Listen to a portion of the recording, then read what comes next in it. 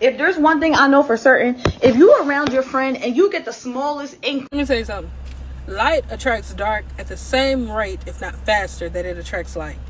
And a lot of times you will have people who want to be around you just so they can figure out what it is about you that people love so much, and then they will try to tear that part down about you to the point where it will have you second guessing yourself, and they just wish to dim your light, and then they'll leave you high and dry.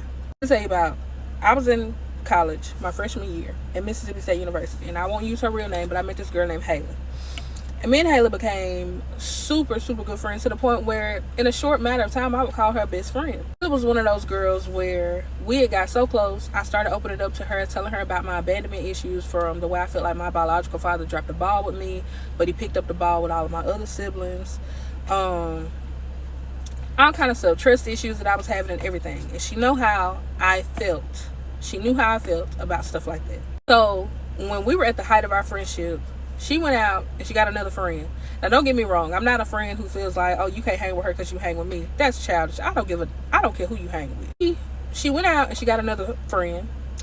And when the other friends that we had wanted me to meet the girl, she was worried that that girl was going to like me as much as she liked her. So before I could meet the girl, she had already was like, oh, Courtney's judgmental. She don't play about me. She doesn't like anybody who's around me, which wasn't true because I'm a girl's girl. I don't care who you become friends with. You still my girl at the end of the day. So it's my friend and her roommate sitting at the table together, and then the new girl's roommate and her sitting at the table together. So I walk in and I'm like, hey, I'm Courtney. How y'all doing? And the girl looks at me like, looked at me like I'm short. You look at me like that, you must want to move some furniture. I kind of like looked at her. Then I looked at my friend and I'm like, you better do something. We leave out the Paris. I talked to my friend's dorm mate. I'm like, you saw the way she looked at me? She was like, yeah, I seen it. So she didn't tell me what it went down. So I ended up going back to the dorm with her or whatnot. We chilling out, we talking, and I was like, yo, what is up with this girl? Like, why is she looking at me crazy? And she was like, well, Haley had told her that you don't play by her, you're judgmental, and you don't like her being around other girls and all of that. I'm like, what? She told her what? So I started telling her, I checked her right off the rip. Y'all, I'm a checker, honey. Like, if I found out you done said anything about me, hello, 911, do we need to meet up? Anyways, so I checked her on the spot. I'm like, yo, when y'all meet new people, let people get to know me. Don't start telling people that I'm crazy over you and all that. You ain't my woman. I'm not crazy over you. I was only crazy about the man who was taking me down through there.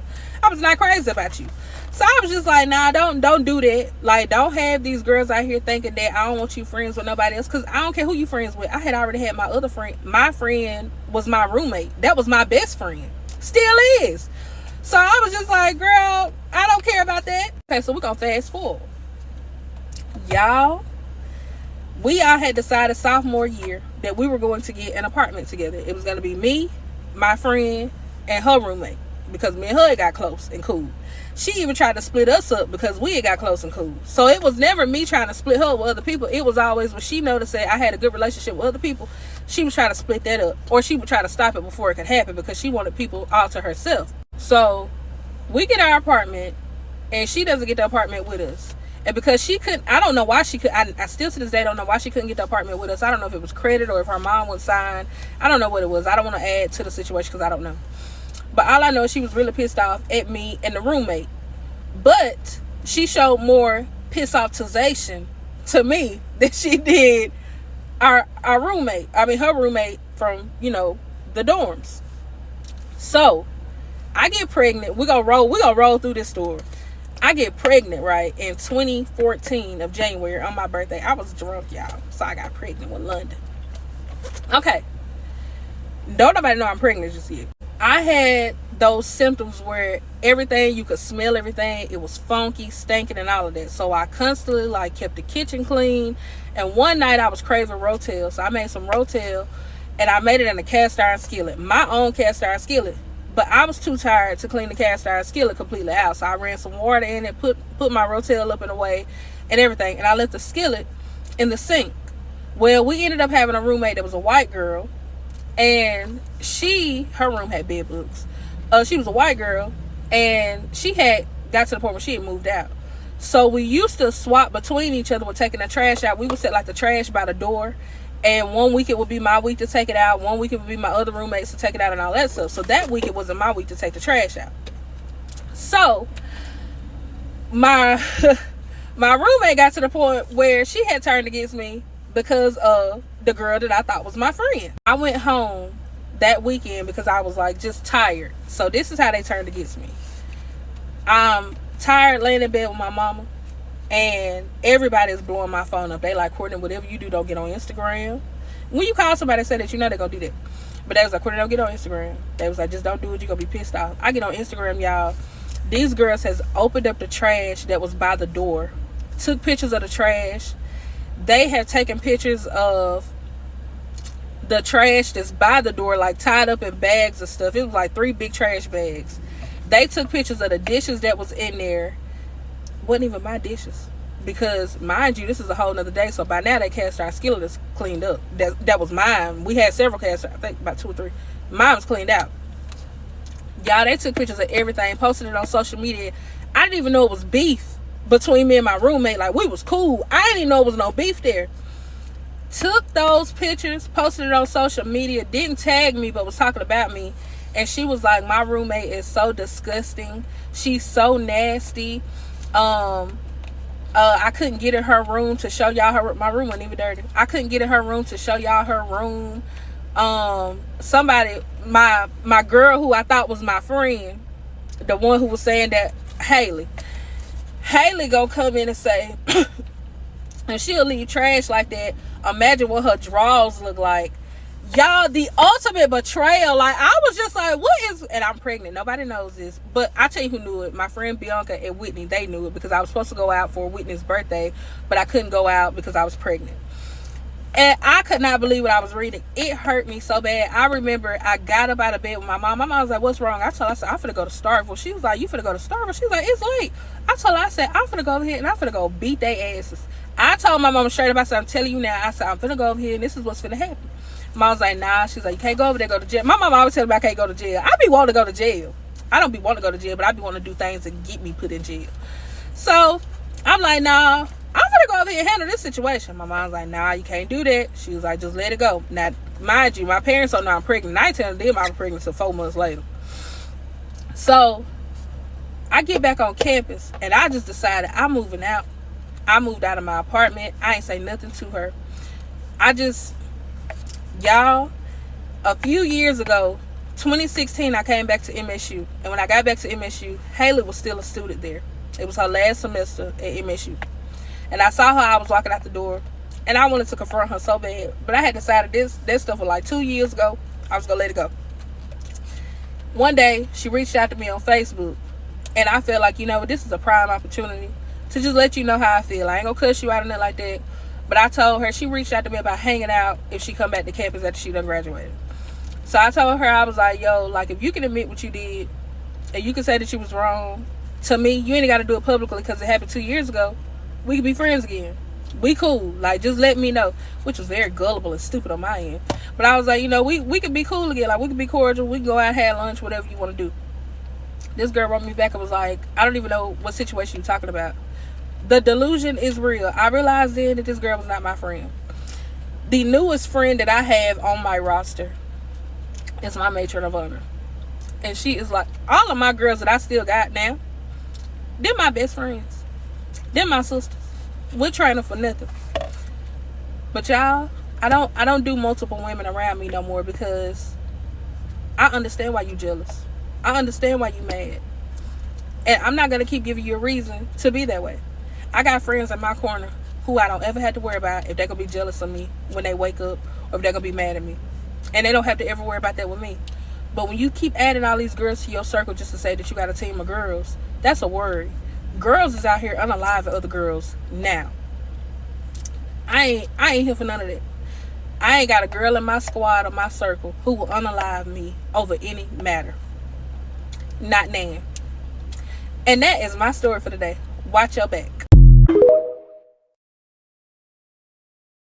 So I've been seeing a post on Twitter and it said, when did you realize that your supposed friend hated you? Ooh, I'll go first, baby, because this is for me. So I was homeless at the time, and I was living with my best friend and her family. So she had just got her own apartment. So I'm thinking like, yeah, like I'm in there. Like I don't got to worry about her mom talking shit to me no more, because her mom literally used to talk shit to me every day. I used to go to work just to hand her mom my money. So I was broke. I didn't have nothing for myself. I was paying bills in a place where I slept on the floor. So all of that should have made sense, right? But I still loved my best friend. So once she got her own place, I'm thinking I can be over there instead of being at her mama house. She started having me over there. Cool. One day I came home from work. When I tell you, like, I was starving because I didn't have no money. I had to give her mom my last. I didn't have no money because I had to use the money for the bus to get to work. So, I mean, I didn't have nothing in my stomach. I think I worked like a 10-hour shift that day. I actually walked into her house and she was cooking, her and her sister. So I'm like, oh, cool. Because I'm starving. Like, I can literally hear my stomach. All of a sudden, they got done cooking. And they dished out 2 plates for themselves, and then the food was gone. But I'm staring at them like, so you didn't make anything for me? Like, like, this is my best friend. So I'm like, why do we have beef right now? I just got off of work. Nothing happened prior. Now, all of a sudden, you're treating me like I'm just not shit? She lived in a high rise. So they sat on the floor because she didn't have no furniture yet. She just moved in. So they sat on the floor, and I remember the meal that they had. They had steak bites and mashed potatoes, because baby, she could fuck up some steak bites and mashed potatoes. So I remember that shit like I told you, I was hungry. So as they're eating their meal, I look in the door where you could literally see yourself, and they're eating laughing at me. They're literally sitting there taking a bite, and I never felt so stupid in my entire fucking life. I never felt so stupid. Like, just to know that your best friends would starve you when you didn't do a damn thing to them, that's when I realized some people just don't have your best interest. It doesn't matter if they're a friend, if they're a family member. Some people just don't have your best interest. And you have to realize that the minute they show you. Said, when did you realize that your supposed friend hated you? Now, I don't think I heard anything about, if you haven't seen the video, please take a look at the full video so you can kind of, form your own opinion. But in my opinion, I did not hear her say how long she was staying with these people. And I understand that is your best friend, but a lot of time people do overstay their welcome. And sometimes you just kind of have to read the room. If you went from being homeless to living with her mom, and she was nice enough to allow you to live with her and her mom, and then she ended up moving and getting her own place, and you decided to move in there, you're making it seem as if like she had to provide food for you. She's already providing shelter. You didn't actually say whether or not she was charging you to stay there, which I get it. Yes, you guys are best friends, but at the end of the day too, you cannot use people. You know what I mean? Like, you cannot continue to use people. And even if you were staying with them, she never promised to provide food for you. She didn't have to provide food for you, even though you guys are best friends. She is doing a good thing by letting you stay in her place. You did not mention whether or not, or I don't think I got it, that you said you were paying rent to her. You did say you were paying rent to her mom. But if she's living in a high rise, I know high rise are really expensive, because I was actually seeing a guy that live in a high rise, and it's super, super expensive depending on where you are.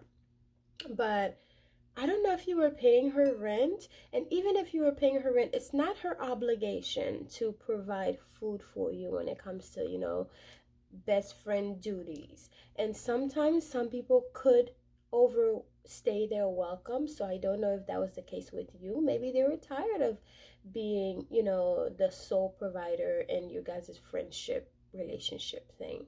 I don't know. That's how I saw it. But yes, I do think that your best friends could be here for you to an extent. You know what I mean? Because if you're a grown, capable woman, you should be able to do for yourself.